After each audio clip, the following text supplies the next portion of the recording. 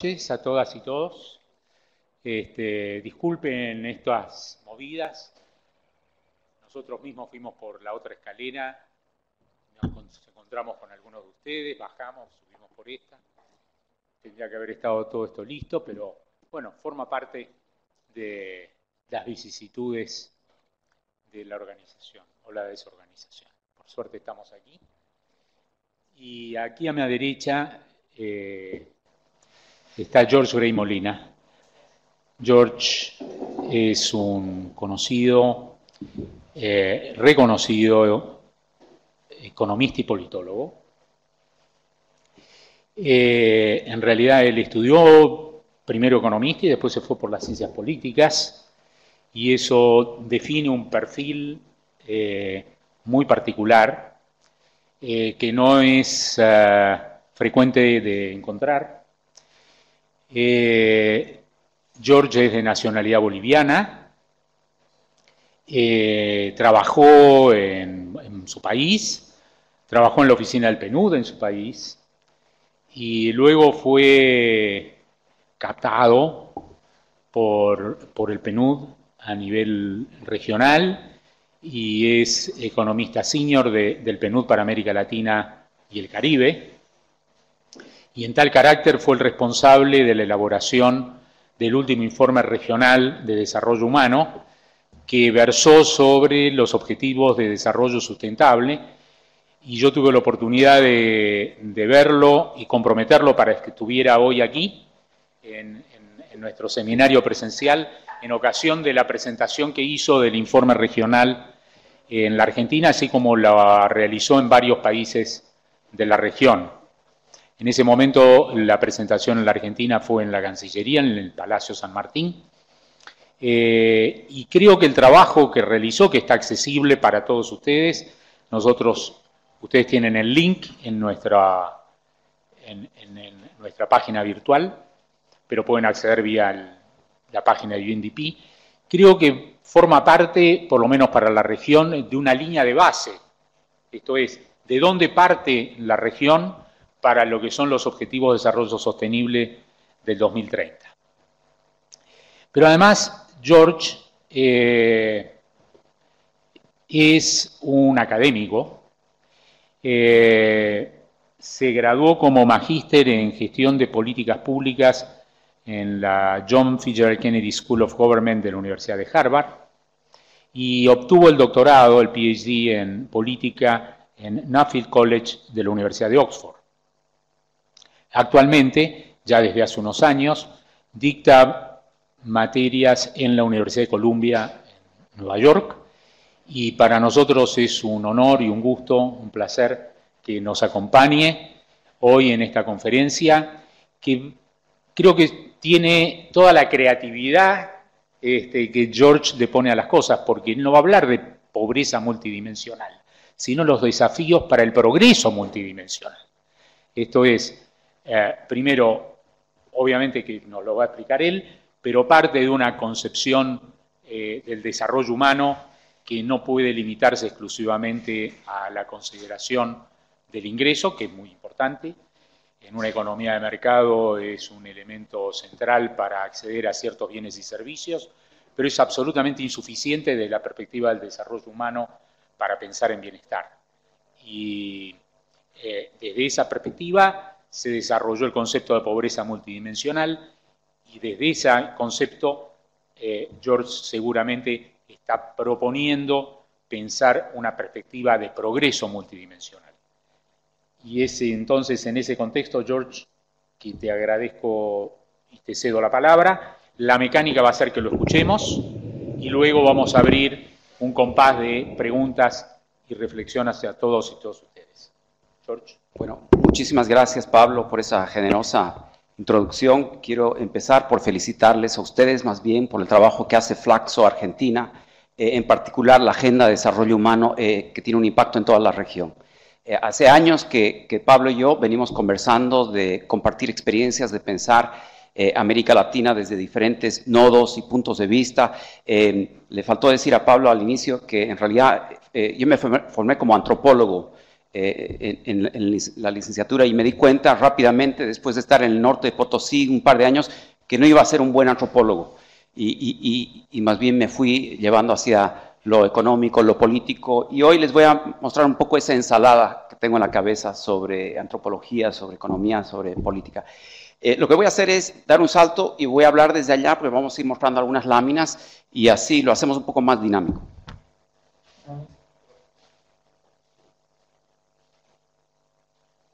Hola, hola. Okay.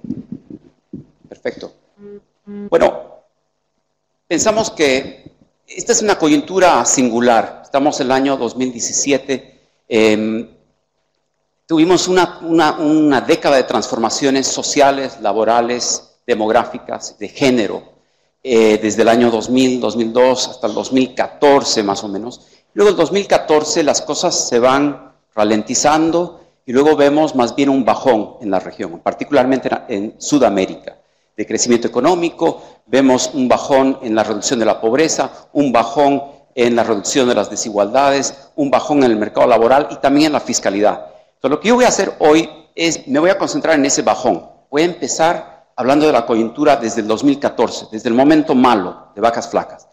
Y luego más bien proyectar algunos temas estructurales que creo que no tienen suficiente atención en la discusión de coyuntura. Hoy por hoy, los latinoamericanos hablamos de dos cosas: crecimiento económico, crecimiento económico, crecimiento económico, y dos, la agenda de retorno de gobiernos progresistas en la región. Esos son los dos temas que están dominando la conversación, al menos así lo veo. Yo no voy a hablar de ninguno de esos, porque creo que hay otros temas estructurales en lo social, en lo ambiental, y luego en lo político, que son también importantes y que más bien pueden también generar un horizonte de conversación y transformación en el mediano y largo plazo. Entonces, al inicio voy a concentrarme en tres temas ahí, donde estamos en progreso multidimensional, definiendo de paso qué significa progreso, al menos en mi acepción y la de mis colegas en el PNUD, y luego pasar a estos tres retos estructurales, pensando que no todos los retos estructurales de América Latina están ligados al crecimiento económico. No todos tienen que ver con productividad, con innovación y tecnología,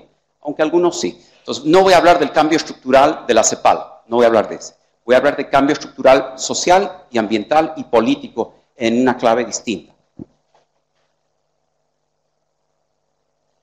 Ok, este es un gráfico que es un poco difícil de ver, pero simplemente cuenta la evolución de métrica y conceptual del enfoque de desarrollo humano. Ustedes ya conocen el enfoque, no me voy a detener en eso, pero sí lo que quiero decir es el uso de métrica y de marcos conceptuales unidimensionales basados en el Producto Interno Bruto siguen con nosotros, no es que los hemos trascendido, siguen siendo parte del arsenal de los bancos centrales, de los ministerios de Hacienda, de las discusiones económicas de Davos y también de cualquier ministerio de Hacienda o Finanzas en nuestros países. Y sin embargo, el Producto Interno Bruto no es un indicador de bienestar, ustedes ya lo saben, es un indicador que trata de medir flujos y servicios.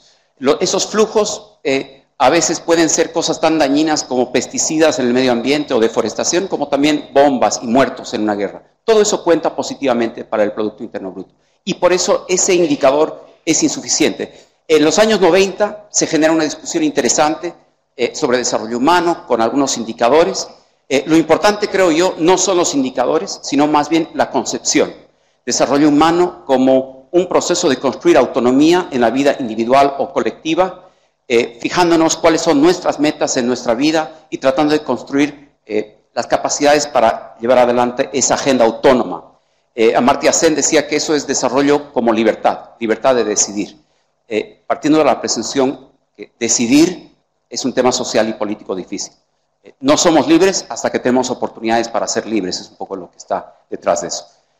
Pero en los últimos 15 años hay una explosión de métrica y de marcos conceptuales. El primero es el que mencionó Pablo, el de pobreza multidimensional. Existe una literatura sobre eso, no voy a entrar mucho a eso, simplemente destacar que las nociones de pobreza multidimensional parten de una idea sencilla, de que es la calidad de vida está basada en carencias directas, cosas que sentimos en el día a día, vivienda, saneamiento básico, ausencia de educación, de salud, puede ser protección social o también temas laborales.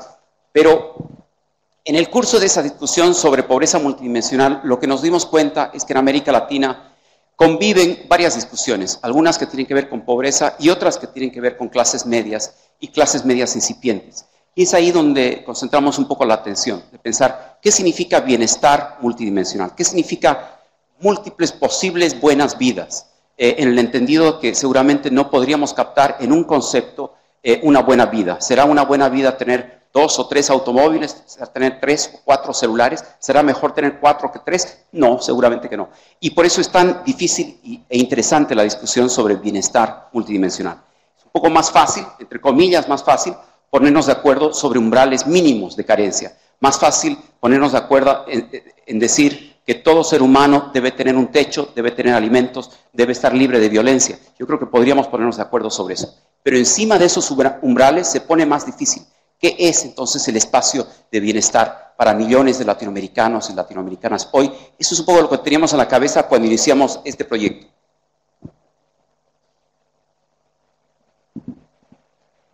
Iniciamos ese informe mostrando este gráfico, y este gráfico es simplemente una provocación. Se lo voy a leer. Lo que analiza acá es 27 indicadores sociales, laborales, demográficos, de género y ambientales, pero ponderados por el Producto Interno Bruto de cada país. Y lo que encontramos a nivel latinoamericano cuando hacemos ese ejercicio es que tenemos algunos clásicos temas irresueltos a nivel mundial, digamos, comparando a los países latinoamericanos a nivel mundial. Desigualdad está ahí, tasa de homicidios está ahí, y está embarazo adolescente. Esos 3 son como un grupo duro en el centro de los indicadores latinoamericanos. Y luego, saliendo a la periferia, tenemos varios indicadores sociales, algunos de educación, y los azules son los indicadores en los que América Latina, esto es para 18 países, son los indicadores para los que América Latina dispara mejor de lo que predice su Producto Interno Bruto. Y estos son generalmente temas de salud. Casi toda la gama de servicios de salud y logros de salud, y también, aunque no lo crean, logros ambientales, aunque vamos a ver eso luego. Lo que nos interesaba acá al hacer este ejercicio, y lo vimos país por país, es un poco entender cuáles son los límites de utilizar el Producto Interno Bruto como un benchmark, como un ancla en la discusión latinoamericana. Y tiene unos límites tremendos, y los límites están en este gráfico, de que ahí, en ese conjunto, en esa soledad, encontramos 3 o 4 temas en los cuales estamos menos que el resto del mundo, pero no nos dice mucho, no nos dice lo que es importante. Pero ese fue el punto de partida de la discusión. En la coyuntura del año 2014 al 2017, venimos de 15 años de transformaciones. Esta es la pirámide social latinoamericana para 18 países. Estos son 610 millones de personas sobre una pirámide de ingresos. Esta es esa misma pirámide hace 25 años. Lo que vemos es una transformación interesante. 2 temas resaltan cuando miramos la transición social, que esta es una historia sociológica y política y etnográfica y de género bastante compleja. En cada país, contar el cambio de la pirámide es un proceso bastante complejo. Y si trayera la pirámide de Argentina, que no la tengo en esta presentación, podríamos tener una discusión sobre cuál es la forma de esa pirámide. Pero esta es la latinoamericana. Y 2 temas sobresalen. Uno es una reducción de pobreza extraordinaria. Son 72 millones de personas que salen del grupo debajo de la línea internacional de pobreza y salen a un grupo que llamamos vulnerables, que esto es un concepto estadístico, no es un concepto sociológico. Y luego un engrosamiento de clases medias, también un concepto estadístico de clases medias, $10 día, $50 día.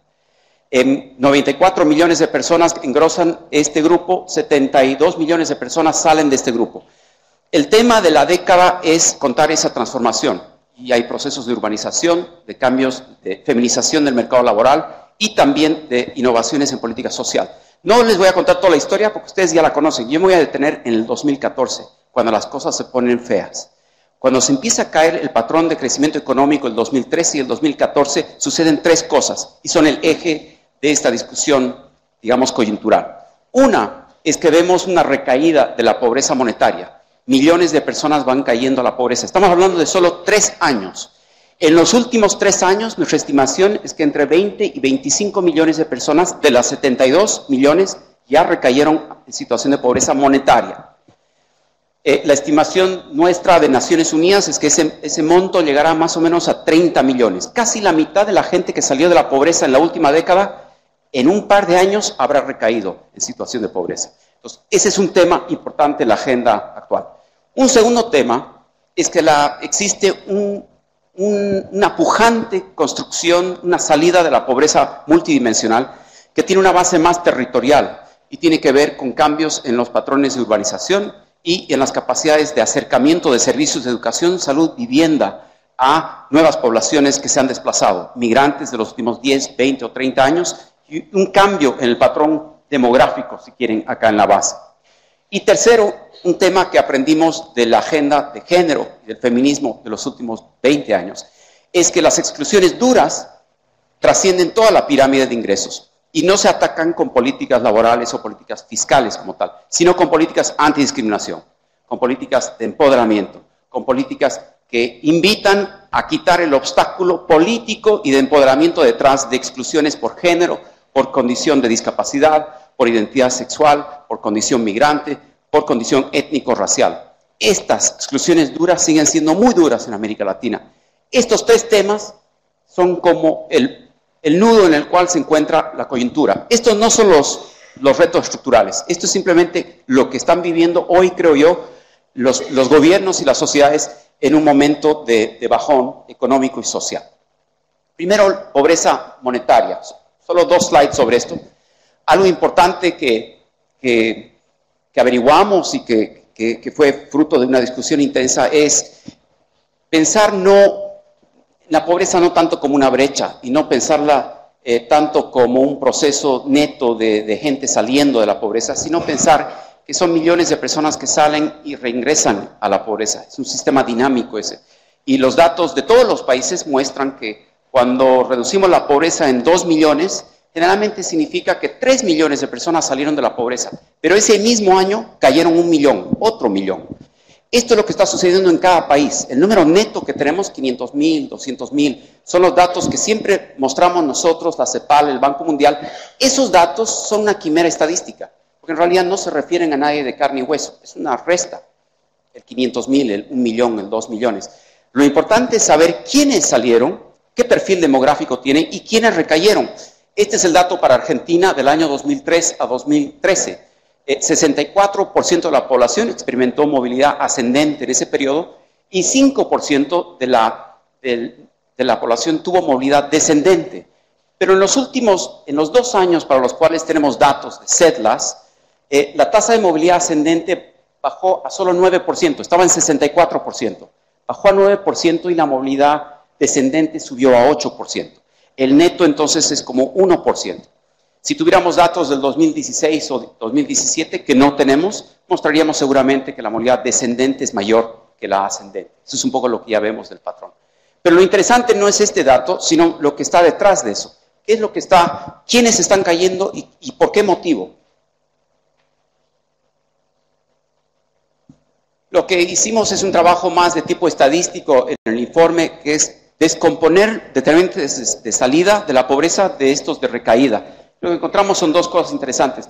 Una es que la escalera clásica de salida de la pobreza, desde un punto de vista estadístico, econométrico, este es un PROVET, determinantes de salida o transición ascendente, son siempre mercados laborales y educación, más allá del nivel primario. Están siempre en ese análisis estadístico.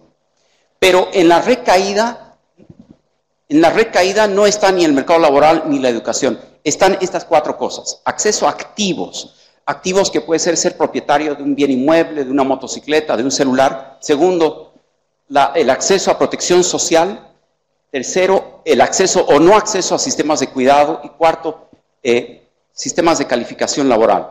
Lo que empezó a decirnos esta mirada, y esto era para 18 países, era que en cada país en realidad habían escaleras ascendentes y escaleras descendentes. No hemos hecho el análisis para Argentina, no les podría decir exactamente cuál es la escalera ascendente argentina ni cuál es la descendente. Esa es una tarea suya, creo yo, pero sí es interesante, o más bien como hipótesis, plantear qué es lo que está generando dinamismo en el mercado laboral o en la fiscalidad para ver un dinamismo, digamos, de salida, y qué es lo que está protegiendo a la gente de una recaída o más bien empujando a gente a una recaída.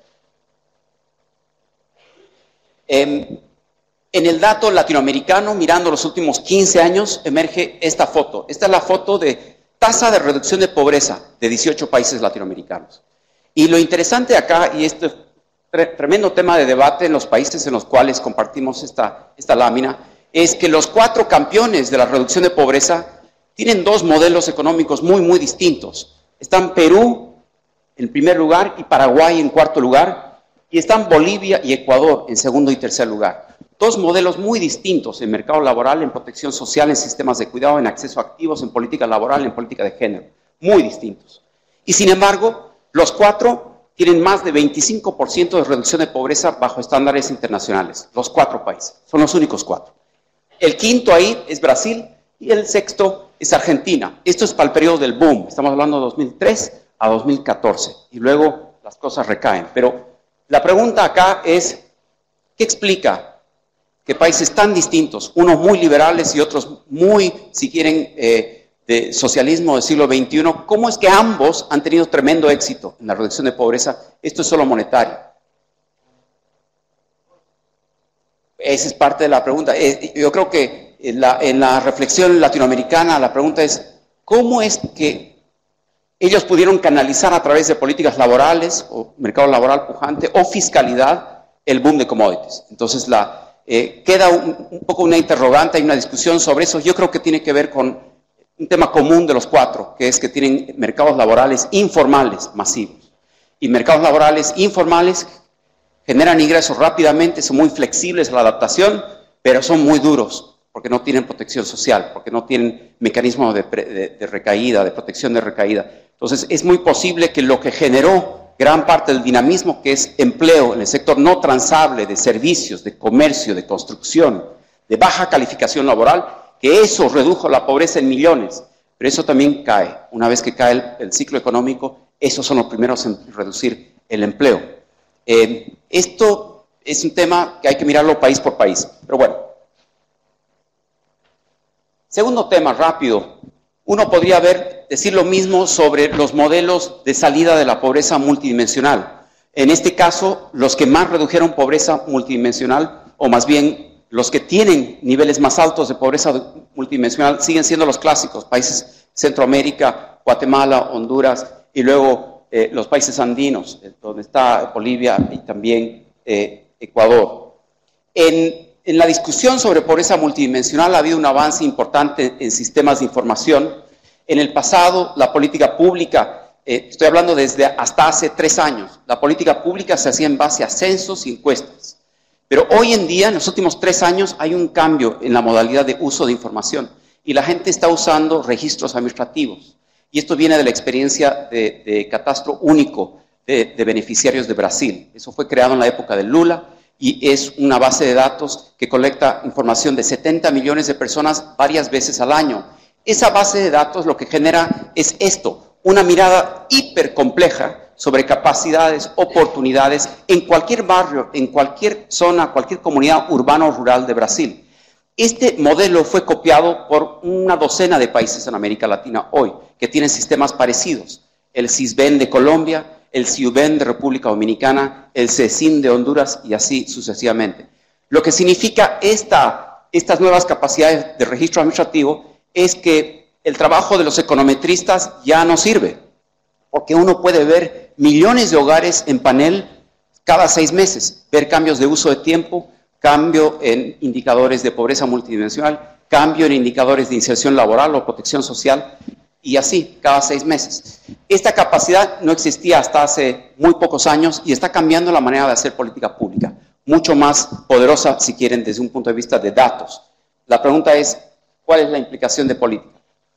En el informe nosotros lo que hacemos es concentrar la atención en esto que llamamos el árbol de progreso multidimensional. Es un enfoque de Amartya Sen, de pensar que los vectores de la vida son múltiples. Estos son logros, functionings en el vocabulario de Amartya Sen, y tenemos en un umbral mínimo, si quieren, canasta de indicadores de pobreza o carencias multidimensionales, pero interesa también entender cuáles son indicadores de bienestar multidimensional que trascienden los umbrales mínimos. Y luego unas canastas que son más bien sistémicas, que tienen que ver con sostenibilidad ambiental. Cómo si construimos una economía que sea sostenible por no ser parte de un patrón extractivista y depredador. Estos tres tipos de indicadores, nosotros le llamamos a esto la familia de indicadores multidimensionales. Y definimos esta noción de progreso multidimensional como un espacio de derechos, un espacio que está cortado por una posición de derechos, digamos, en el umbral inferior. Nada que amenace los derechos de individuos o comunidades puede ser considerado progreso, pero nada que amenace la sostenibilidad del planeta tampoco puede ser considerado progreso. Entonces, entre esos dos umbrales hay miles de posibilidades de recombinaciones, y esas posibles recomendaciones son, o más bien variaciones, son modelos económicos, sociales y políticos diferenciados. Finalmente, el tema de exclusiones duras, algo que emerge fuerte en la literatura es que a pesar del boom, a pesar de los cambios de los últimos 10 o 15 años, existen estas exclusiones marcadas en base a género, en base a condición étnica, racial, capacidad o identidad sexual, y que no se resuelven subiendo de estrato, y que más bien encontramos esas brechas, a veces inclusive se amplían en la medida en que llegamos a la clase media. Hay tres tipos de políticas que son comunes ya en América Latina, que no teníamos hace 10 años. Una son las políticas antidiscriminación por género, antidiscriminación a la comunidad LGTBI, políticas antidiscriminación de frente, no políticas de desarrollo, no políticas laborales, sino políticas antidiscriminación, de confrontación de lo que algo que es un derecho que no se puede ejercer. Esto es muy importante porque durante mucho tiempo siguió habiendo una conversación acerca de los límites, el uso de instrumentos desarrollistas para este tipo de problemáticas. Y creo que hoy esta cuestión está saldada. Política a discriminación, política antidiscriminación.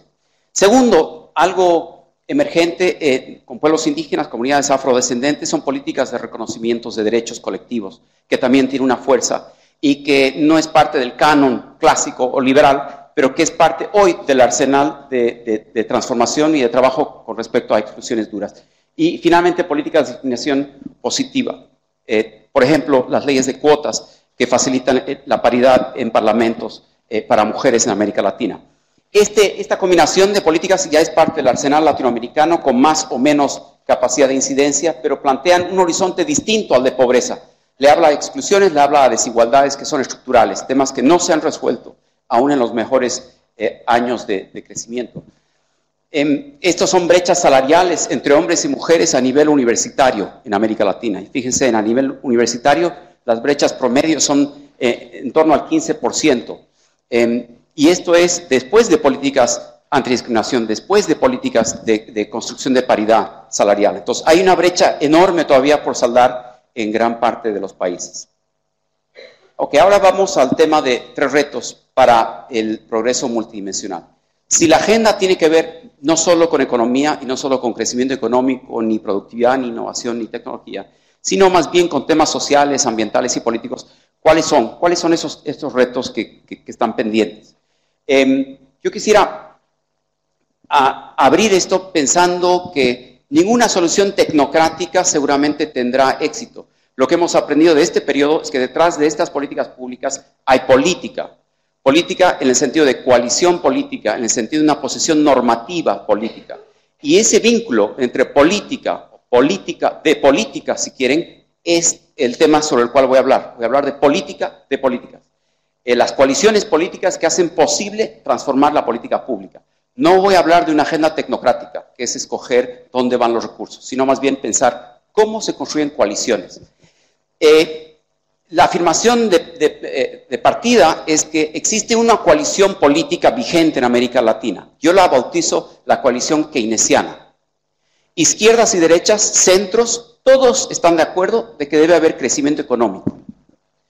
Ahora, viniendo del enfoque de desarrollo humano, me viene, pero lo interesante es que esa coalición es bastante robusta, porque esa coalición une a sindicatos, une a bancos centrales, une a gobiernos progresistas, une a gobiernos de derecha, une a gobiernos de centro. La coalición keynesiana, sin embargo, no resuelve los temas que no tienen que ver con crecimiento. Solo se aboca a mantener el ritmo de crecimiento económico utilizando instrumentos fiscales, instrumentos monetarios, una capacidad de cerrar la brecha entre PIB potencial y PIB real.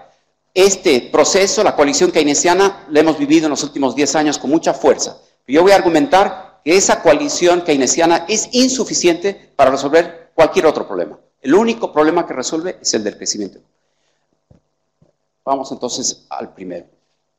El primer reto, creo yo, tiene que ver con sostener los logros sociales de la última década. Ahora, como les decía, no es un reto tecnocrático. El talón de Aquiles de construir una defensa de esos derechos parte de la idea de una coalición universalista entre clases medias, poblaciones vulnerables y poblaciones pobres. Esta coalición universalista, yo diría, no existe. No existe en ningún país de América Latina. No hay uno solo que tenga esta coalición armada. ¿Y por qué? Porque esta coalición está sustentada en un pacto fiscal que hoy no existe, que es parte del deseo, de la aspiración de muchos países, pero que hoy no existe. Hay dos temas que creo que frenan la creación de una coalición universalista en América Latina hoy. Uno tiene que ver con la naturaleza anticíclica, o más bien procíclica de la política fiscal, y ahorita me voy a explicar sobre eso. Y segundo, el hecho de que estamos todavía en un proceso incipiente de completar las políticas de ciclo de vida. Y por eso es que el horizonte, por ejemplo, de una renta básica universal, que sí generaría una protección en países de renta media, todavía es un horizonte que está un poco lejano. Importante, pero lejano. Temas de política procíclica. ¿Qué significa política procíclica? Significa que en el momento en que cae la economía, en el momento en que necesitamos más la fiscalidad para proteger los logros de políticas de género, de políticas laborales, de políticas ambientales, de políticas de urbanización, en ese momento no hay dinero. Justo en ese momento, cuando necesitamos la plata, no hay la plata. Eso es política procíclica. Política anticíclica es que vamos ahorrando en los momentos de bonanza y tenemos dinero para el momento de las vacas flacas. Pocos países tienen esa capacidad de construir política anticíclica. El Salvador, Chile, Costa Rica y Paraguay son los 4 que en la última década han podido construir de una y otra manera política anticíclica. Pero el resto es casi totalmente procíclico. ¿Y por qué? Porque gran parte de sus fuentes tributarias también son procíclicas. Tiene que ver con rentas de recursos naturales o impuestos de valor agregado que están atados al consumo. Entonces países como Argentina, como Ecuador, como Venezuela se encuentran en una trampa continua. En el momento en que necesitas miles de millones de dólares para salvar la situación, no existe ese dinero. Esta agenda requiere de un cambio en la manera en la cual ahorramos en las épocas buenas y luego construimos una red de protección en el mediano plazo. Es un tema político. Segundo, es que hemos visto que en América Latina diferentes presiones fiscales no necesariamente generan más progresividad en el impacto sobre las desigualdades. Este es un trabajo de Nora Lustig, donde va analizando varios países. Fíjense, Argentina está ahí en la cúpula, está Costa Rica, Bolivia, Uruguay. Esta línea son países que pueden reducir la desigualdad en un porcentaje parecido, pero tienen diferentes tipos de presión tributaria, desde 10% que es México y Guatemala, hasta 20 o 30% que es Brasil, Uruguay o Argentina. Entonces lo que dice Nora Lustig es que no necesariamente los niveles de desigualdad se reducen por tener más gasto social, lo importante es la calidad del gasto social. Y a eso va la siguiente lámina. Algo común en casi toda América Latina es este tema del punto ciego. El punto ciego fiscal es lo siguiente. El Estado es también una entelequia. El Estado en realidad son varias coaliciones políticas. Una coalición política que gira en torno al Ministerio de Finanzas y es la que impone impuestos. Una coalición política que gira en torno a ministerios sociales que genera transferencias y subsidios. Esas dos coaliciones generalmente no se hablan mucho. Y eso significa que en la política fiscal neta que recibe un hogar, las transferencias y los subsidios que damos con un brazo, los quitamos con impuestos con el otro brazo. El impacto es devastador. En América Latina hay pocos países que tienen un impacto neto pro pobre, es decir, que dan más de lo que reciben. El promedio latinoamericano es que en el segundo decil, es decir, en el 20% de la población más pobre, se revierte la tendencia. Entre los primeros 2 deciles, el primero y el segundo, la población recibe más de lo que da, pero desde el segundo decil a nivel latinoamericano da más de lo que recibe.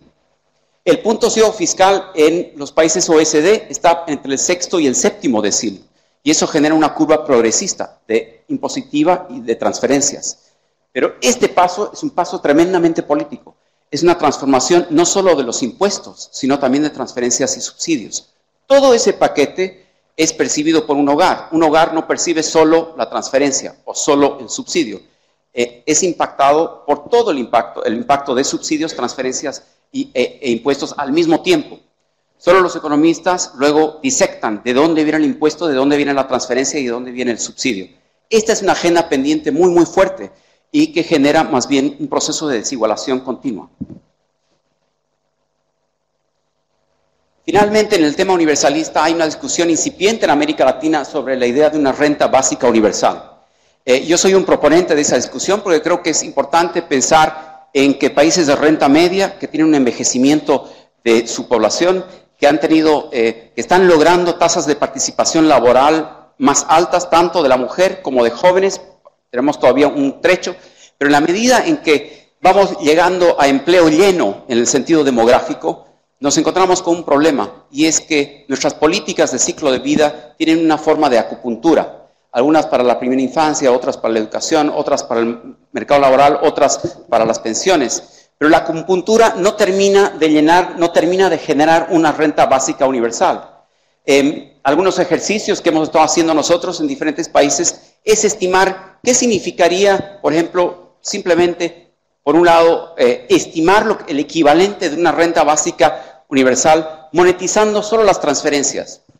Y esto lo hicimos para Argentina hace un par de semanas. Todas las transferencias no condicionadas que van para el sector social, monetizarlas al equivalente de una renta básica universal para cada individuo adulto, mujer u hombre, de más de 21 años de edad en la Argentina. Estaría más o menos por $22 día. Ahora, $22 día no suena mucho, pero aquí está la línea de clase media. Esta es la línea de pobreza latinoamericana, esta es la línea de vulnerabilidad que termina en $10 día. Y acá arriba está el trecho el tramo entre 10 y $50 día, la clase media latinoamericana estadística. Un RBU básico estaría más o menos por $22 día. Si uno empieza a agregarle a eso pensiones no contributivas, llega hasta $60 día. Si uno va añadiendo otras cosas que no hemos añadido como subsidios y otras, va subiendo ese monto. Esta discusión sobre renta básica universal es muy interesante, es muy difícil además, porque lo que significa al construir una renta única, un pago mensual a cada persona adulta en un país, es una discusión hacia, primero, qué es justo en mi sociedad, dos, pensar qué incentivos eso genera en el mercado laboral, genera desincentivos. Hay una literatura interesante que más bien sugiere lo contrario, que una renta básica, por ser universal, generaría más bien simplemente un piso mínimo, un colchón sobre el cual la gente emprende y genera riesgo. Y tercero, genera una noción distinta de pacto social, de pacto fiscal. Hay algunos problemas con este tipo de estimaciones, y es que piensen que mucho de lo que hacemos en política social son en especie, no son transferencias monetarias. Muchos de los temas más importantes tienen que ver con el acceso a servicios de educación, de salud, de nutrición, acceso a prevención de violencia, temas que no se monetizan. Entonces hay una discusión muy interesante, para los que les interesa, mañana voy a hablar de eso en una sesión corta sobre renta básica universal, una mirada latinoamericana, pero solo quería decirlo en esta sesión, esta es una discusión que está vigente en todo el continente y que yo creo que va a ir pegando en la medida en que va envejeciendo la población y en la medida en que vamos llegando a nuestro límite fiscal, que es donde estamos en varios países. Ok, segundo, si la primera coalición que no se genera políticamente es la universalista, la segunda que ni se atreve a manifestarse es una coalición post-extractivista. América Latina es más extractivista hoy de lo que fue hace 20 años y más extractivista de lo que fue hace 40 años. Lo importante acá es que el boom, lo que generó mucho crecimiento económico y lo que redujo mucha pobreza, también es la condición sine qua non para mantenernos en una inercia en temas de descarbonización y en temas de usos alternativos de recursos naturales. Existe una agenda muy importante que significa, no avanzar significará mayores vulnerabilidades de este patrón de desarrollo. Este es un gráfico que usamos bastante en el sistema de Naciones Unidas, que es por un lado el índice de desarrollo humano, estos son 190 países, y acá a este lado está la capacidad de biosfera del planeta. Lo que encontramos, se llama el gráfico del cuadrante ausente, porque lo que dice es, casi todos los países que van mejorando su capacidad de desarrollo humano, que están en este cuadrante, lo hacen a expensas de la capacidad de medio ambiente y de desarrollo sostenible. Solo hay un par de países hoy que acarician, que se acercan a ser carbono neutrales, y esos son países escandinavos, y uno que es Costa Rica. Costa Rica, que tiene una agenda hacia el año 2021 de ser el primer país en vías de desarrollo totalmente carbono neutral. Ahora, esto no es un tema meramente estadístico. Para llenar este cuadrante, en realidad tenemos que cambiar el patrón de desarrollo, porque ahí está el patrón de consumo y el patrón de desarrollo, todo el proceso de producción y el de consumo. ¿Cómo se empieza con eso? Dos temas son críticos. Uno, algo que está en nuestras manos y que también genera una discusión tremenda en América Latina, son los subsidios a hidrocarburos. Los subsidios a hidrocarburos en América Latina significan entre 1 y 2% del Producto Interno Bruto cada año. Cada año. Esos son miles de millones de dólares. ¿Y a dónde van esos recursos? Gran parte va hacia agroindustria, gran agroindustria, que es muy intensiva en uso de subsidios de hidrocarburos, y parte sistemas de transporte y parte en subsidios de electricidad. Entonces, lo importante es descomponer eso, entender dónde está la data. Hoy, fíjense, Venezuela, digamos, tiene los niveles más altos de subsidio de todo el hemisferio, le sigue Ecuador y luego Bolivia, Argentina, que este es un proceso, esto es todavía el dato de 2014, y luego tenemos varios países que tienen menos. El tema de subsidios es crítico, en la medida en que tenemos una economía donde todos los precios están afectados por el subsidio a hidrocarburos, todos los precios que vemos son ficticios, todos. Porque lo que está generando es un subsidio al extractivismo, un subsidio a la actividad hidrocarburífera, un subsidio a un patrón de desarrollo que es barato, pero que está matando al planeta. Entonces, el subsidio, ese punto de partida, es algo, digamos, obvio, entre comillas. El asunto es que la economía política detrás del subsidio es brutal. Y ustedes lo conocen bien por la discusión que tuvieron en los últimos años en la Argentina, tanto de subsidios energéticos como de hidrocarburos. Una tendencia preocupante en la región es que la proporción renovable de la matriz energética no está mejorando, está empeorando en América Latina. Parte de esto tiene que ver con el uso de leña. Leña es biomasa y es renovable. Entonces, la transformación de leña hacia otras fuentes es buena, pero parte de esto es simplemente status quo, inercia de parte de nuestros gobiernos. Hay una agenda pendiente acá. Mientras no exista un impuesto al carbono, va a ser difícil construir esa transición. Y finalmente, algo que tiene que ver con la diversificación productiva, que es un tema que CEPAL lo ha estado estudiando desde hace 50 años, y ya sabemos que necesitamos diversificar el patrón productivo, sabemos que tenemos que tener múltiples entradas a la inserción internacional. ¿Y cómo es que nunca se da ese proceso? Y el proceso, de nuevo, nuestro argumento es político. ¿Y cuál es el tema político? Que los booms tienen una estructura de crecimiento en el cual el boom de commodities lo que genera es un boom de consumo y de inversión. Y que más bien, cuando estamos en el bajón, en los años en los cuales se apaga la economía, son las exportaciones no tradicionales las que despegan. Justo en los momentos malos, más difíciles, más duros, es que las exportaciones no tradicionales, la diversificación productiva despega. Pero cuando tenemos un boom, se caen. Las exportaciones netas se caen. Entonces, este ciclo, esto es solo para los últimos 15 años, esto es cierto para los últimos 70 años. Cada vez que tenemos un boom, se concentra la actividad en el sector inversión y consumo, y eso genera la sensación de que no necesitamos diversificar más la economía productiva, porque está bastante bien. Tenemos un sector no transable que genera empleo, que genera consumo, y tenemos un sector transable que es de hidrocarburos y de minería y de soya, que también genera empleo, y mientras estamos con eso estamos bien. Luego, cuando se cae y devaluamos, recién se vuelve competitivo el sector de diversificación productiva. Este es un tema cíclico, continuo y continuo. Mientras no se rompa este ciclo, de nuevo, con políticas que evalúen dónde termina y dónde se abre el ciclo, este es un circuito infinito. Ok, lo último, para cerrar, pensando en un reto que es más de política pública, es que muchos de nosotros que hemos estado mirando temas de desarrollo, en particular la agenda de objetivos de desarrollo del milenio o los objetivos de desarrollo sostenible, hemos caído en una enfermedad, y es de mirar todo como una brecha mecánica. Es como el símil de una brecha mecánica correcta es la electrificación rural hoy está en un 78% de cobertura y podrá llegar a 90% con estas políticas. Esa es una brecha, la electrificación rural. Pero la participación laboral de la mujer no es una brecha, es un cambio de empoderamiento y de comportamiento y de un sistema de incentivos. La salida de la pobreza no es una brecha. Las brechas de desigualdad no son brechas como tal, son cambios de relaciones de poder.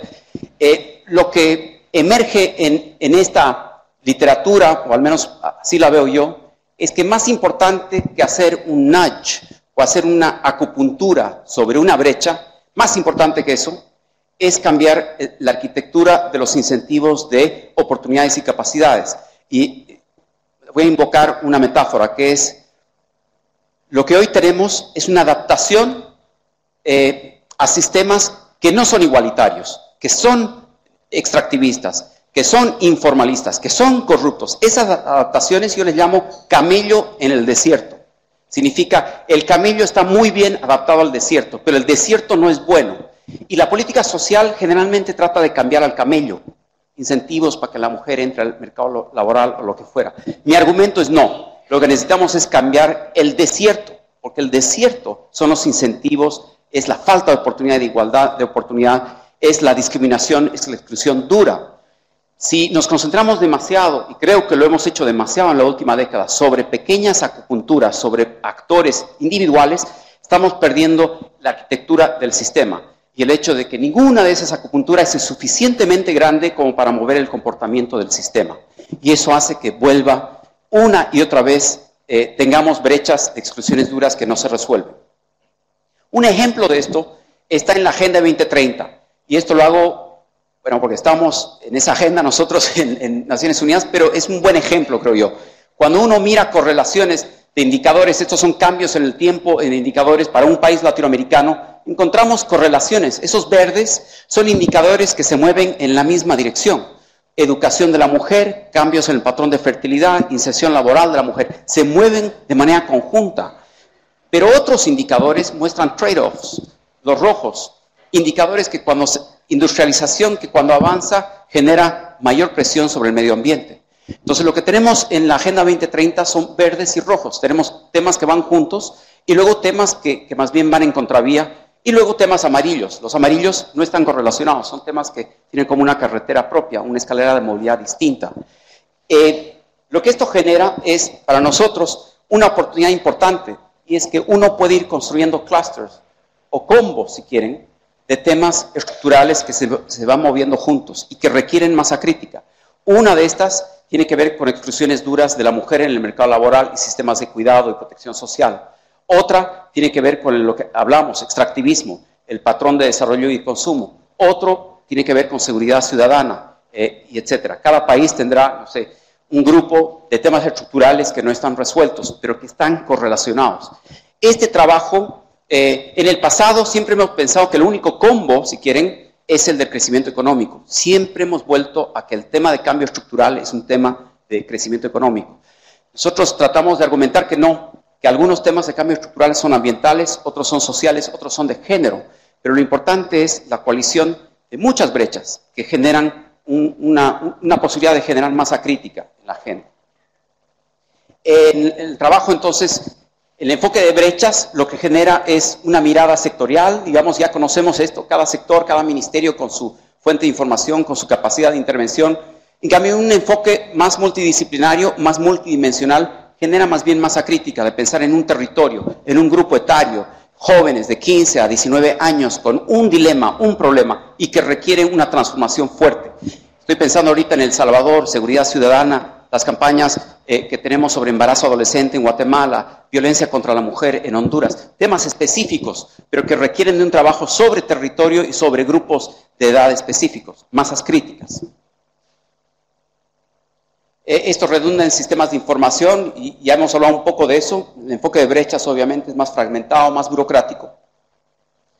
Ok, y cerrando, entonces, mientras la atención coyuntural de estos últimos 2 o 3 años giran en torno al retorno al crecimiento económico, por un lado, al retorno de gobiernos progresistas, por otro, y a Donald Trump, por otro, yo creo que esos enfoques en realidad están perdiendo algo que es más importante. algo más estructural. Uno, es que tenemos una transición universalista inconclusa, y esa transición universalista va a fracasar si no tenemos un pacto fiscal que genere algo equivalente a una renta básica universal o algo equivalente a una política de ciclo de vida. Sin eso no vamos a poder avanzar. Segundo, creo que todavía la transición post-extractivista es francamente inexistente. No existe un país, la excepción es Costa Rica, pero no existe un país que haya podido transformar su matriz productiva, su patrón de consumo y al mismo tiempo generar empleo y bienestar social. Este tema es un tema que va, yo creo, ser, digamos, el corazón de la agenda de los próximos 30 años. Y finalmente, una agenda de políticas públicas que aborde el comportamiento y el empoderamiento ciudadano y que nos saque un poco de la noción de brecha. La noción de brecha está bien, estadísticamente, es útil para captar un dato, pero yo creo que nos ha generado una trampa en función del avance que pueden hacer tecnócratas o burócratas tratando de mover el dial y tratando de pasar de 5% de cobertura a 7%, 9% de coyuntura. Más importante que eso es empoderamiento, transformación de opciones de vida. Finalmente, la proliferación de estas nuevas métricas de bienestar multidimensional, creo yo, no se traduce directamente a políticas multidimensionales. A pesar de que existe un vocabulario rico de muchos indicadores, de muchos índices, la política pública sigue siendo bastante bruta. Yo trabajo con gente de bancos centrales, de ministerios de finanzas y también de ministerios sociales, y la verdad es que su sofisticación es muy, muy baja. Sube una tasa de interés, cambia un tipo de cambio, se aumenta la presión fiscal. Esos son los instrumentos de política pública. En cambio, todo lo que hemos hablado en esta conferencia son múltiples maneras de conocer la realidad de manera multidimensional. Cambios en comportamiento, cambios en iniciación laboral, protección social, seguridad ciudadana, pobreza multidimensional. No existe un empate entre instrumentos y nuestra capacidad analítica de ver los problemas. Y esta brecha es demasiado importante. Por eso genera, creo, frustración en la generación de políticas. La respuesta de políticas públicas se genera en momentos de crisis. Cuando aumenta la pobreza en 2, 3, 4 o 5 millones, entonces viene la respuesta. Pero la respuesta siempre llega tarde y llega insuficiente. Y esto nos remite, creo, a todos nosotros a mapear todos los retos estructurales que siempre pateamos hacia adelante. Como no lo resolvemos estructuralmente, entonces está presente en 5, 10, 15 o 20 años. Yo creo que, y con eso concluyo, creo que hay una agenda que trasciende el crecimiento económico, el PIB, el ingreso, que es tan importante como la economía y está en el sector social y está en el sector ambiental, que recién vamos visibilizando. Nosotros creemos que trabajando un poco la métrica, trabajando un poco los conceptos, podemos ir avanzando paso a paso, pero creo que necesitamos mucha más masa crítica para cambiar la política pública. Con eso, muchísimas gracias a todos ustedes. Estoy seguro que tenemos preguntas y respuestas.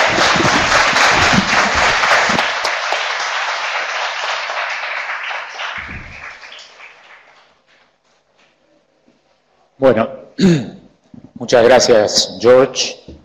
Creo que tu presentación es, digamos, muy movilizante en términos de repensar o sacarnos de la caja más frecuente, y en ese sentido es muy provocadora, y seguramente va a despertar o ha despertado algunos múltiples interrogantes en nuestros estudiantes. Te quiero aclarar, recordar que la inmensa mayoría de nuestros estudiantes son de toda América Latina. De Argentina no es ni la segunda minoría en este colectivo. Creo que la propuesta de George es sumamente rica en términos de rescatar los espacios de la política como único, primordial lugar de intentar construir senderos de desarrollo humano y como lugar en donde se dirimen las posibilidades también de crecimiento económico. Quizás, y ahí yo simplemente adelanto una pregunta, pero son ustedes las que lo van a hacer, es cuál es el espacio que tienen los estados nacionales en un mundo tan global, en donde estos actores que enfrentan estos retos que tú estás mencionando, apelan a centros de decisión que están cada vez más alejados de los espacios del Estado-Nación, que son los espacios de construcción política, y a los cuales tú apelas en tu convocatoria. Entonces es una pregunta que dejo ahí picando, pero vamos a abrir el espacio de preguntas. Yo les voy a ir pasando, les pido que por favor se presenten, hagan la pregunta lo más breve posible. Vamos a hacer un primer round en donde George las va a recoger para tratar de responder. Entonces vayan levantando la mano y yo voy pasando el micrófono.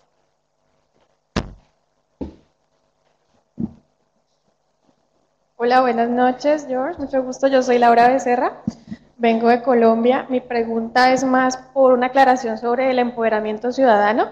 Si lo tomas desde la perspectiva de un Estado paternalista y si qué tan bueno es esto al decir por lo menos políticas de cuidado, por ejemplo, de la mujer contra la violencia, porque pues estaríamos cayendo como en una minimización de la mujer a que tiene que ser cuidada, que tiene que ser protegida, y no tanto que tiene que ser empoderada o de promover la empoderación de la mujer o de todos estos grupos minoritarios.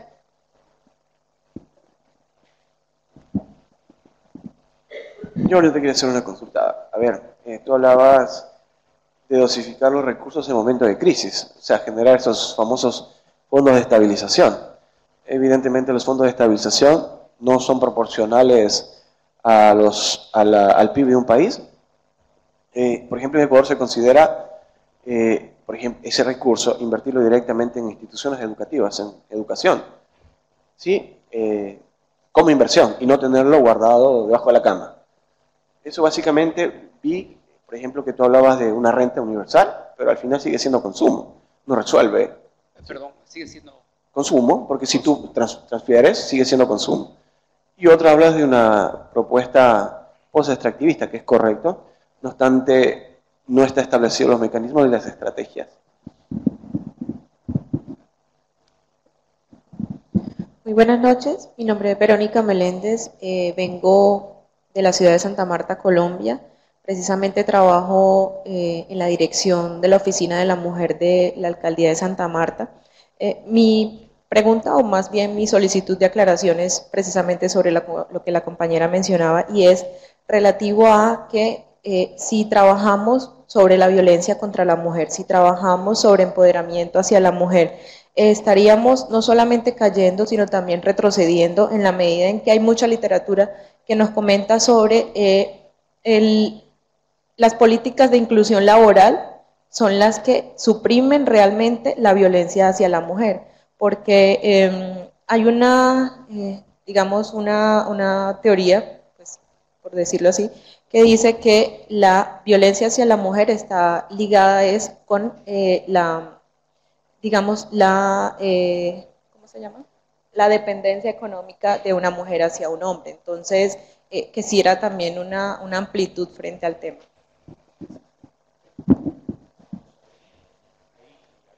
Luego hacemos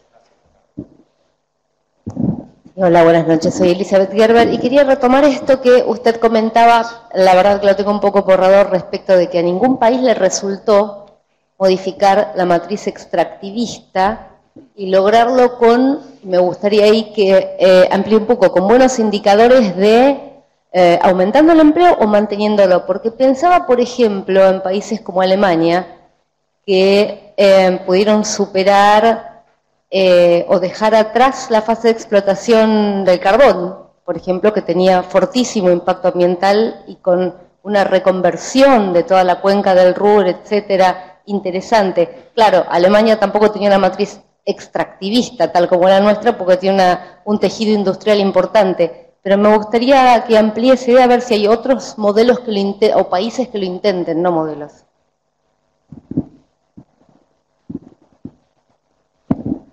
Yo quería preguntarle, Javier Rodríguez mi nombre, soy de Córdoba, Argentina. Quería preguntarle sobre esta coalición universalista que planteó al inicio.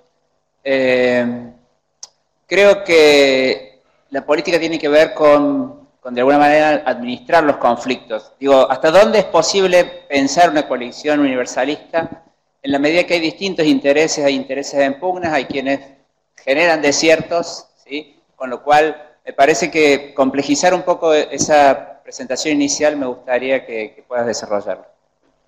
Vamos a la última de este primer round. Buenas noches, mi nombre es Lucía Soto de Costa Rica. Mi pregunta va dirigida a lo siguiente. Me parece, y lo supongo por su formación como antropólogo, que lo que usted está sugiriendo aquí es que estas brechas duras estructurales se deben a nuestra cultura latinoamericana, a imaginarios sociales que persisten, discriminación, exclusión, y es por eso que nos movemos en estas brechas de desigualdad que son tan difíciles de romper. Pero entonces, ¿qué tanto la política puede incidir en el pensamiento, en la forma de ser del latinoamericano en sí, de nuestra cultura? ¿O es la cultura la que debe cambiar primero? ¿Cómo podemos incidir nosotros como profesionales en desarrollo humano, profesionales en política, para cambiar estos imaginarios? Gracias. Buenísimo. La tiene bien sencilla. Muchísimas gracias. Sí, lo hacen. Bueno, vamos en orden inverso por la última pregunta. Yo creo que es clave lo que acabas de mencionar. El asunto de lo que yo veo es una conjunción entre normas sociales, que son normas que desigualan, normas que discriminan, normas que excluyen, pero acompañadas también de incentivos de comportamiento, es decir, entonces vienen los incentivos para la inserción laboral de la mujer, por ejemplo. Existen la norma, que es mujer, quédate en casa, pero luego existen los incentivos, que es no existe un sistema de cuidado universal, no solo para mujeres, sino para hombres que cuidan personas mayores, niños o la sociedad del cuidado. Y el conjunto de eso, yo le llamo a eso arquitectura, porque creo que lo que veo en exceso en América Latina hoy es la utilización de los métodos de Banerjee, de Duflo, de pensar que con una intervención acupunturística exacta, precisa y súper eficiente, vamos a poder cambiar el comportamiento, en este caso del camello, de transformar a la mujer. Yo creo que eso es paternalista. Creo que en la medida en que construyamos una arquitectura que no sea paternalista, que genere incentivos de igualación, no vamos a hacer más de lo mismo.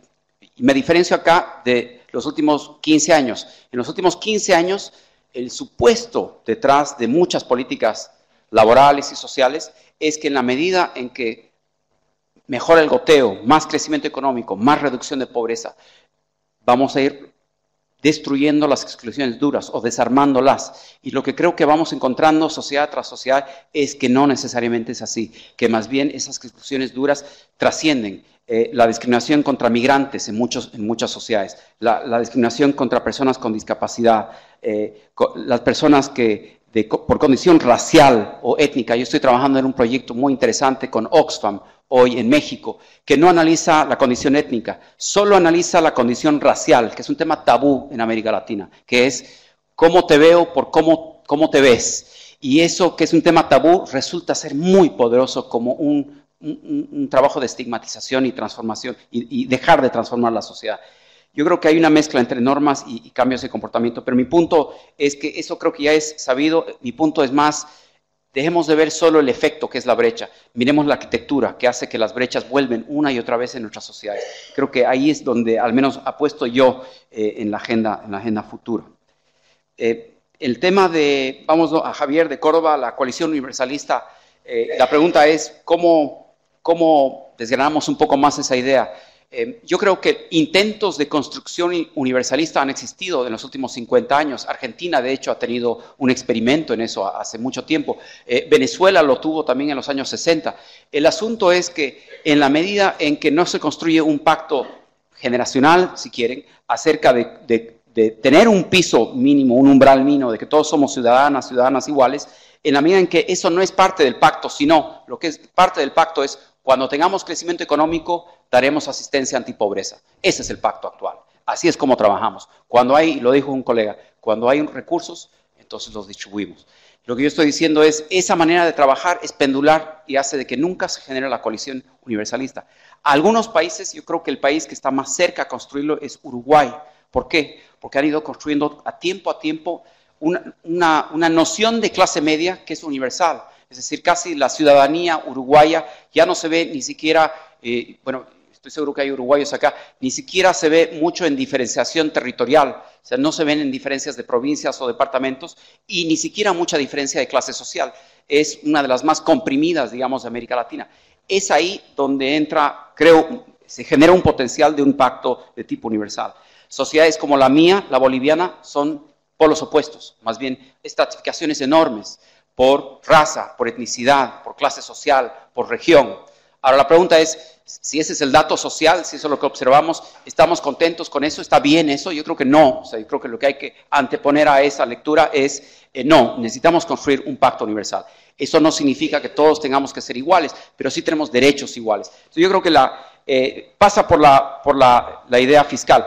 Hay una experiencia, al menos académica en México actualmente, que es la siguiente, que es, hay un debate en México de que la presión fiscal mexicana es relativamente baja, entre 15 y 18%, pero el apetito de la sociedad mexicana por tener un incremento de su presión fiscal es baja. Argentina tiene una presión fiscal el doble que la mexicana, y Argentina, bueno, no está al borde de la quiebra, que yo sepa, pero bueno, pero sí lo interesante del debate mexicano es, ¿qué sucede si generamos un sistema en el cual el sistema tributario mismo, la ampliación de la formalidad, es parte del sistema de transferencias y también de impuestos al mismo tiempo? Hoy, millones de personas que son del sector informal no cotizan, no tienen pensión, pero tampoco tributan. Entonces, la propuesta de este grupo de académicos es, ¿por qué no tributamos con tasa cero millones de ciudadanos mexicanos y recibimos más bien 1,000 o 2,000 o 3,000 dólares en transferencias, las que ya recibimos hoy? Pero ya estás dentro del sistema. Y si algún día tienes un ingreso de 5,000 dólares, bueno, empezarás a tributar. Si no, no tributas. Yo creo que esa noción es una noción universal. Esa noción es una noción que dice, todos somos iguales, tenemos derechos, pero también obligaciones iguales. El tema es cómo ir construyendo esa coalición política para ese tipo de entendido. Rápidamente, en el tema extractivista, ejemplos, bueno, me quitaste el ejemplo. Alemania es precisamente la antítesis de un país extractivista y yo creo que por eso lo logró, precisamente porque está basado en manufactura, pero entendamos que Europa ya tuvo sus 2 siglos de extractivismo, ¿no? Entonces lo que nos toca a nosotros es, América Latina necesita también transitar por 2 siglos de extractivismo. Va a ser imposible eso, va a ser imposible por otros motivos. Entonces ya la transformación de nuestra matriz de producción y consumo va a ser necesaria. Los países que más se asemejan, digamos, en cuanto a transformación post-extractivista, son países que tienen enorme riqueza, como Noruega y su fondo basado en gas natural. Yo creo que existen límites. Hay países como Chile que lo han emulado, otros países podrían emularlo en la medida en que tenemos recursos naturales. Pero creo que hace falta más que eso. Hace falta cambiar la matriz energética, hace falta quitar los subsidios energéticos, hace falta ponerle un impuesto al carbono, o sea, hace falta crear muchas cosas. Y salto a tu pregunta, porque la pregunta es, ¿quién lo hace? ¿La Asamblea de Naciones Unidas? Bueno, yo creo que la gobernanza global ahorita está trabada. Hemos visto la semana pasada, Trump se reunió con Angela Merkel y al día siguiente Merkel dijo, no podemos contar con los americanos ni con los británicos. Creo que tienes razón. Pero lo que me gustó de Merkel, en realidad, de su postura, es nosotros tenemos que resolver nuestros problemas porque tenemos una responsabilidad ante ellas. Yo creo que lo mismo se aplica a América Latina. Tenemos responsabilidad de cuidar la biodiversidad, de generar un camino de descarbonización, no porque querramos agradar a Estados Unidos o a Europa o ser parte de la OECD, no por ese motivo, ese es un motivo equivocado, sino porque tenemos nosotros un interés latinoamericano de construir un patrón que sea sostenible. Ejemplos como el costarricense son alentadores. El hecho de proponerse, por ejemplo, de quitar la minería a cielo descubierto, la generación de estrategias de descarbonización profunda, son ejemplos muy interesantes que dicen, si hay voluntad política, existe la tecnología para ir trabajando en eso. Yo creo que es una agenda enorme, gigante, donde todavía no tenemos suficientes líderes, en la región al menos. Luego las 2 preguntas de las compañeras de Colombia que tienen que ver con algo similar, creo yo, y es que ¿cuáles son las estrategias que consideran empoderamiento y qué significan esas estrategias versus hacer más de lo mismo, que es llenar una brecha o transformar o trabajar un tema puntual? Ahora, yo argumentaría que los temas de violencia, por ejemplo, no me acuerdo cuál de las compañeras lo dijo, yo argumentaría que los temas de violencia le hablan a al umbral básico de derechos de todos nosotros. Yo privilegiaría y siempre privilegio violencia antes de otras cosas. ¿Por qué? Porque con violencia no hay nada. Sin violencia se abre la posibilidad de todo lo demás, inserción laboral, transformación, empoderamiento, etc. Pero violencia per se creo que es un tema demasiado estructural. Yo creo que Colombia está en ese camino súper accidentado, pero la pregunta es la secuencia, y esa era mi respuesta a esta pregunta. Creo que cada sociedad va a escoger cuál es la secuencia de ir desarmando estas exclusiones duras. Creo que la secuencia colombiana pasa por el proceso de paz y luego otras cosas desarrollistas. En otras sociedades estamos más bien en otro tipo de momento histórico, en el cual estamos privilegiando crecimiento económico y no privilegiando exclusiones duras. Entonces creo que existe un cisma entre esos dos. Ustedes sí trabajan temas de exclusiones duras, muchos de ustedes, pero les aseguro que sus colegas del Banco Central, del Ministerio de Finanzas de sus países, no los consideran, no les interesa esa agenda. Y el argumento más poderoso es que sin esa agenda no va a haber una transformación de nuestra sociedad, ni en lo fiscal, ni en la política económica. Bueno, vamos a una segunda ronda porque me extendí. George, dentro de tu ponencia, tú nos decías que es bueno que el Estado, durante, es una cita bíblica, ¿no? Durante la época de las vacas gordas, se tiene que ahorrar para las vacas flacas, ¿no? Sin embargo, en una economía dolarizada como la ecuatoriana, ¿qué tan factible es el ahorro? Porque nuestro expresidente más de una vez dijo que en una economía dolarizada no vale ahorrar. No viene el mismo caso que en una economía de un país como el resto de Latinoamérica que tiene su moneda propia.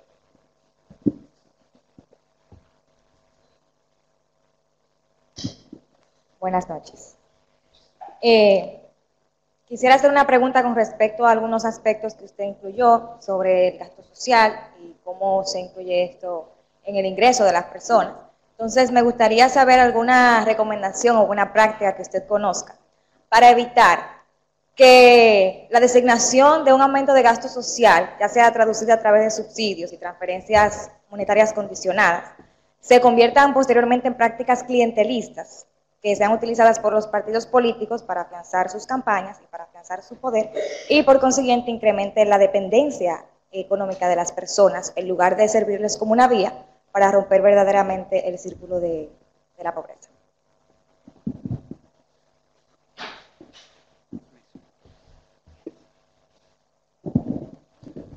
Hola, ¿qué tal? Yo soy Juan Ignacio.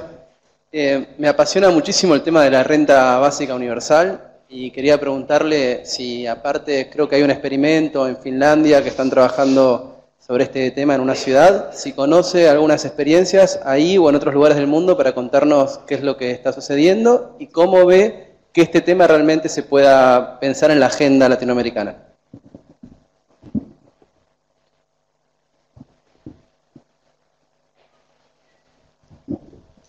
Hola, buenas. Mi nombre es Andrés de Costa Rica. Hay dos elementos que vos mencionas que son muy importantes, que es el tema de generar un pacto social y masa crítica. ¿Será acaso que el tema de la participación ciudadana o de la capacidad de participar realmente en la toma de decisiones es un elemento que tenemos que trabajar como latinoamericanos? Porque me parece que es la forma en la que podemos generar justamente esa masa crítica y mejorar en el tema de las políticas públicas.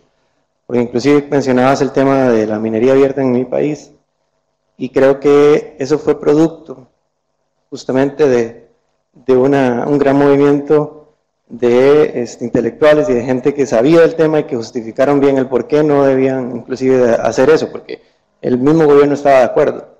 Entonces, el no haber hecho el tema de la minería en Cruzitas, que fue específicamente el proyecto, fue justamente por eso, porque hubo un movimiento a nivel nacional de participación, de masa crítica y demás que generó eso. Entonces, solamente quería como preguntar tu opinión en cuanto a si es un elemento clave de factor de éxito el fomentar y fortalecer los procesos de participación ciudadana.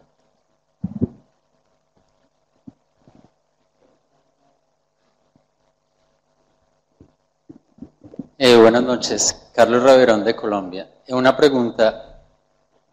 En relación con las desigualdades, América Latina, digamos, es el segundo continente, digamos, más desigual, con una medida relativamente, digamos, básica, que es el Gini, y es en términos de ingresos. Sin embargo, cuando se miran las desigualdades, casi en todos los países, incluso ciudades latinoamericanas, las desigualdades son muy estructurales, es decir, fuertemente, por ejemplo, propiedad de la tierra. Si uno cogiera cualquier indicador en relación con propiedad de la tierra, pues la desigualdad sería aún más fuerte en términos de ingresos con el Gini, o distribución de capital cultural, educativo, etcétera, elementos muy estructurales. Entonces, un poco la pregunta va orientada a lo que tú hablabas de renta básica, que imagino profundirás mañana, en relación con cómo puede incidir, digamos, cualquier propuesta relacionada con los ingresos para romper esas desigualdades tan estructurales que van más allá como con el piso básico de la protección social, para, digamos, enfatizar como esos elementos más históricos del desarrollo latinoamericano.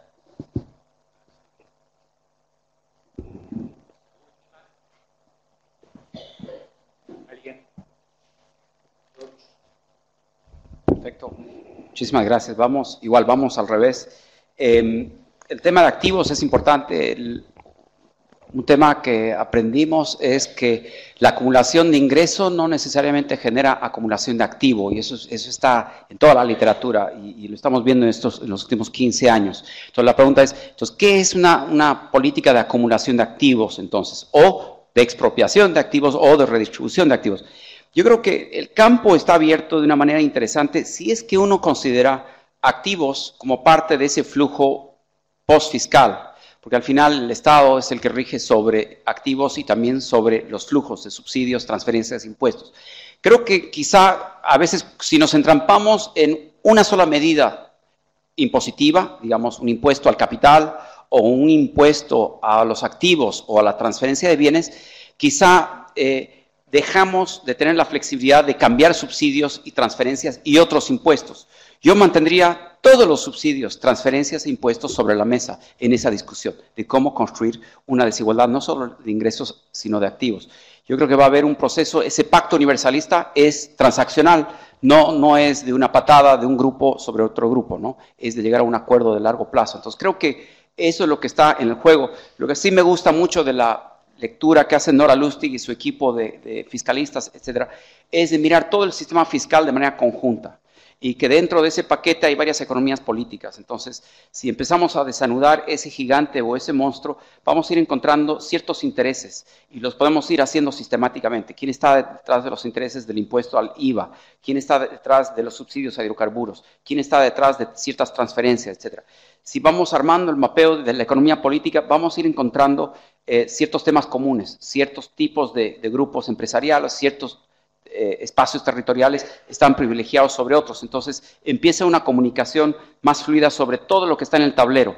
Quizá el error, no el error, sino la presunción en el pasado es trabajar por las soluciones primero. O sea, ya sé que tengo un impuesto al capital y lo quiero imponer. Yo creo que eso está equivocado. Lo que tenemos que redefinir más bien es el problema. Activos democráticos, ese es el problema. ¿Cómo lo construimos? Y hay muchos instrumentos ahí en torno a eso. En el tema de participación ciudadana, sin duda, yo creo uno de los temas más interesantes. Yo hace 20 años trabajé en la reforma de participación popular en mi propio país y conocí en esa época a Evo Morales, cuando era un dirigente cocalero y cuando trabajaba a nivel de las bases y trabajaba en una agenda que trascendía lo local y que tenía que ver con otros, con una agenda de derechos colectivos, etc. Y lo que he visto es la mutación y el crecimiento de esa energía social de participación. Y sin embargo, al mismo tiempo, también lo que hemos visto en Bolivia y también en otros países es que a veces se segregan los espacios públicos. Entonces hay un espacio público para un grupo étnico, un espacio público para la democracia liberal, un espacio público para otro grupo clientelar o corporativo, y no se intersectan esos espacios públicos. Costa Rica, Uruguay y algunos otros países sí tienen espacios públicos comunes, a eso voy. Y eso significa que es más fluida la discusión, tanto emancipatoria como de transformación, y no significa necesariamente el fin del Estado costarricense, cuando existe una fuerte, fuente de participación ciudadana. En cambio, en lugares que tienen estratificaciones muy duras, territoriales o étnicas o raciales, eso sí amenaza la integridad del sistema político. Y por eso tenemos la respuesta pendular que tenemos. Ida y vuelta, ida y vuelta. Entonces, ese es un tema, creo, pendiente de cómo fortalecemos siempre la capacidad de expresión, participación, asociación, pero también cómo construimos un espacio común en nuestros países, público común. Juan Ignacio preguntaba sobre la renta básica universal, otros ejemplos. Bueno, mañana voy a entrar en ese tema, pero lo interesante de esto es que Finlandia, Canadá, Suiza estuvieron con diferentes experimentos. Hoy Finlandia es el que se quedó de pie. Estamos viendo eso a nivel nacional, subnacional más bien, pero también existen experimentos más chicos. En California existe un experimento, existe en México un experimento. Lo interesante, creo, de todo esto es más cómo se construye la capacidad política para llegar a este acuerdo. Eso es para mí lo más interesante, no es tanto la fiscalidad. La fiscalidad siempre va a estar detrás de esta pregunta, bueno, ¿cuánto dinero necesitamos de las transferencias, de las pensiones? Las estimaciones de muchos economistas sugieren que más bien hay suficiente fiscalidad para rentas básicas universales y el tejido más bien es político, cómo se construye la economía política. Y ahí viene una discusión difícil, de nuevo, enfoques distintos. En algunos países la idea de que el Estado transfiera recursos a ciudadanos es vista como paternalismo. En otros países esa misma transferencia es visto como emancipatorio y ciudadano. Entonces, ¿cómo trabajamos diferentes nociones, diferentes imaginarios en nuestros propios países? Y vamos a encontrar, en todos nuestros países creo que tenemos ambas posiciones. Yo creo que ese es un proceso más bien de hablar de manera sin ocultar, digamos, la discusión y sin ocultar también las vulnerabilidades y lo negativo que puede emerger de una renta básica universal. Puede quitar recursos de acá, puede bajar la inversión que hacemos en salud, a lo mejor puede tener un impacto sobre pensiones. Hay que hablar de todo eso. Si está sobre la mesa, entonces yo creo que genera una discusión más fuerte y ojalá un consenso más fuerte. Yo estoy convencido que en la medida en que el bono demográfico se va solventando y acabando en América Latina, no vamos a tener otra que crear una renta básica universal. Mientras tengamos todavía el bono demográfico, lo vamos a patear hacia adelante un poquito, 15 años, 10 años, pero este es un momento de empezar a preparar esa conversación.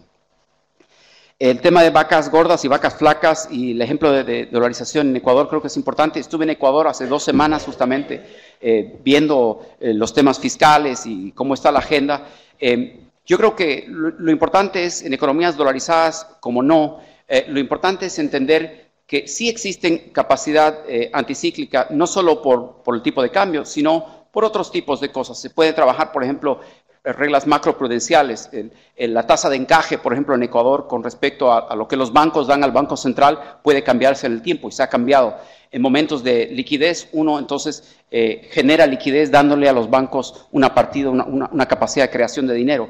Y en los momentos en que recoges liquidez, haces lo contrario. Entonces yo creo que la dolarización per se, si bien es una restricción, no es una restricción fatal en el caso de países dolarizados. Más importante que eso es la coalición política. Y la coalición política significa gente de oficialismo y de oposición tienen que estar de acuerdo en un pacto fiscal. Y ahí es donde tenemos problemas, porque yo creo que durante unos 15 años la coalición progresista sí se compró la idea de un piso universal de protección, pero la coalición centro-derecha no se la compró.